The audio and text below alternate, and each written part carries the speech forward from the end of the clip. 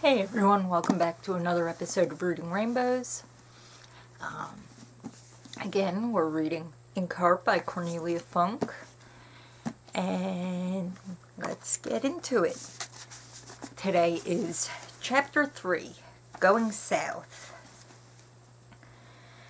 Beyond the wild wood comes the wild world, said the rat, and that's something that doesn't matter, either to you or to me. I've never been there, and I'm never going, nor you either if you've got any sense at all. And that's by Kenneth Grahame, The Wind in the Willows. Dustfinger must have been waiting in the road beyond the wall. Meggie had picked her precarious way along the top of that wall hundreds of times, up to the rusty hinges of the gate and back again, eyes tightly closed so she could get a clearer view of the tiger she'd imagined waiting in the bamboo at the foot of the wall, his eyes yellow as amber, or the foaming rapids to her right and her left. Only Dustfinger was there now, but no other sight could have made Maggie's heart beat faster. He appeared so suddenly Mo almost ran him down. He wore only a sweater, and he was shivering with his arms folded over his chest. His coat was probably still damp from last night's rain, but his hair was dry now, a ruffled sandy mop above his scarred face. Mo swore under his breath, switched off the engine, and got out of the van. Smiling his strange smile, Dustfinger leaned back against the wall. "Where are you going in such a hurry, Silvertongue? Didn't we have a date?" he asked. "You stood me up like this once before, remember?" "You know why I'm in a hurry," replied Mo, "for the same reason as last time." He was still standing by the open door of the van, looking tense, as if he couldn't wait for Dustfinger to get out of the way, but Dustfinger pretended not to notice Mo's impatience. "Then may I know where you're going?" he inquired. "It took me 4 years to find you last time, and if luck hadn't been on your side, Capricorn's men would have got to you first." When he glanced at Meggie, she stared back icily. Mo was silent for a while. "Capricorn is in the north," he answered at last, "so we're going south. Or has he taken up residence somewhere else now?" Dustfinger looked down the road. Last night's rain shone in the potholes. No, he said. "No, he's still in the north. Or so I hear, and since you've obviously made up your mind to go on refusing him what he wants, I'd better go south myself as fast as I can. Heaven knows I don't want to be the one to give Capricorn's men the bad news. So if you'd give me a lift part of the way, I'm ready to leave." The 2 bags he picked up from where they stood by the wall looked as if they'd been all around the world a dozen times. Apart from the bags, Dustfinger had nothing but his backpack with him. Yeah, that description, The 2 bags picked up from where they stood looked as if they'd been all around the world a dozen times. Yeah, it really gives you the sense of, how worn out they are, probably threadbare and, dirty and just, sort of shapeless lumps. Their shape only comes from what's been stuffed inside them because they're so old. I love that sort of imagery. Meggie compressed her lips. "No, Mo," she thought. "No, let's not take him." But she had only to look at her father to know that his answer would be different. "Oh, come on, Silvertongue," said Dustfinger. "What am I going to tell Capricorn's men if I fall into their hands?" He looked lost, standing there like a stray dog. And hard as Meggie tried to see something sinister about him, she couldn't. Not in the pale morning light. All the same, she didn't want him to go with them. Her face showed that very clearly, but neither of the 2 men took any notice of her. "Believe me, I couldn't keep the fact that I've seen you from them very long," Dustfinger continued. "And anyway—" He hesitated before completing his sentence. "You still owe me, don't you?" Mo bowed his head. Meggie saw his hand closing more firmly around the open door of the van. "If you want to look at it like that," he said, Yes, I suppose I do still owe you." The relief was plain to see on Dustfinger's scarred face. He quickly hoisted his backpack over his shoulders and came over to the van with his bags. "Wait a minute!" cried Meggie as Mo moved to help him. "If he's coming with us, then I want to know why we're running away. Who is this man called Capricorn?" Mo turned to her. "Meggie," he began in the tone she knew only too well. "Meggie, don't be silly," it meant. "Come along now, Meggie." She opened the van door and jumped out. "Meggie, for heaven's sake, get back in. We have to leave." "I'm not getting back in until you tell me." Mo came toward her, but Meggie slipped away and ran through the gate into the road. "Why won't you tell me?" she cried. The road was deserted, as if there were no other human beings in the world. A slight breeze had risen, caressing Meggie's face and rustling in the leaves of the lime tree that grew by the roadside. The sky was still wan and gray and refused to clear. "I want to know what's going on," cried Meggie. "I want to know why we had to get up at 5 o'clock and why I don't have to go to school. I want to know if we're ever coming back, and I want to know who this Capricorn is." When she spoke the name, Mo looked around as if the man with the strange name, the man he and Dustfinger obviously feared so much, might step out of the empty barn just as suddenly as Dustfinger had emerged from behind the wall. But the yard was empty, and Meggie was too furious to feel frightened of someone when she knew nothing about him other than his name. "You have always told me everything," she shouted at her father. "Always!" But Mo was still silent. "Everyone has a few secrets, Meggie," he said at last. "Now come along, do get in. We have to leave." Dustfinger looked first at Mo, then at Meggie with an expression of incredulity on his face. "You haven't told her?" Meggie heard him ask in a low voice. Mo shook his head. "But you have to tell her something. It's dangerous for her not to know. She's not a baby anymore." "It's dangerous for her to know, too," said Mo, "and it wouldn't change anything." Meggie was still standing in the road. "I heard all that!" she cried. "What's dangerous? I'm not getting in until you tell me." Mo still said nothing. Dustfinger looked at him, uncertain for a moment, then put down his bags. "Very well," he said. "Then I'll tell her about Capricorn myself."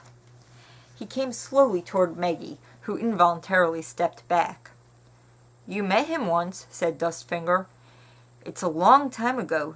You won't remember, you were so little." He held his hand at knee-height in the air.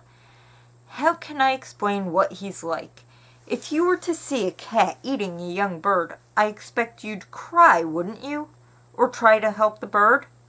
Capricorn would feed the bird to the cat on purpose, just to watch it being torn apart, and the little creatures screeching and struggling would be as sweet as honey to him." Meggie took another step backward, but Dustfinger kept advancing toward her. "I don't suppose you'd get any fun from terrifying people until their knees were so weak they could hardly stand?" he asked.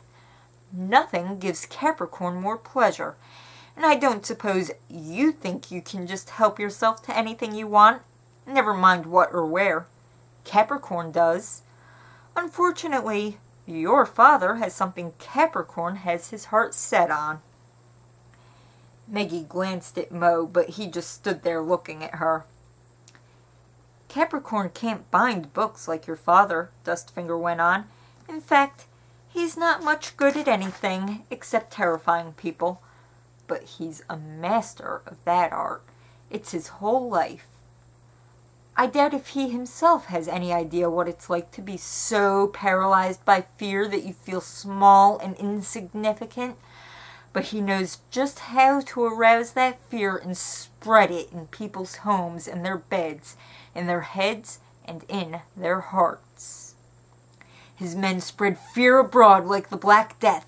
They push it under doors and through mailboxes. They paint it on walls and stable doors until it infects everything around it of its own accord, silent and stinking like a plague." Dustfinger was very close to Meggie now. "Capricorn has many men," he said softly, Most have been with him since they were children, and if Capricorn were to order one of them to cut off your nose or one of your ears, he'd do it without batting an eyelash. They like to dress in black like crows, only their leader wears a white shirt under his black jacket. And should you ever meet any of them, then make yourself small, very small, and hope they don't notice you. Understand?" Maggie nodded. Her heart was pounding so hard she could scarcely breathe. Yeah, I can just imagine Dustfinger, thinking, oh, well, her father won't tell her, so I will. I'll let her know just how scary this is, just how much trouble this person is. I can just imagine Maggie hearing this and just getting more and more terrified. Yeah, just imagining someone who's that evil, just, taking pleasure in scaring people, terrifying them, hurting them, killing them, just anything, just to amuse himself. I mean, as an adult, that's scary. I can just imagine that it's terrifying for a kid. Excuse me. Oh.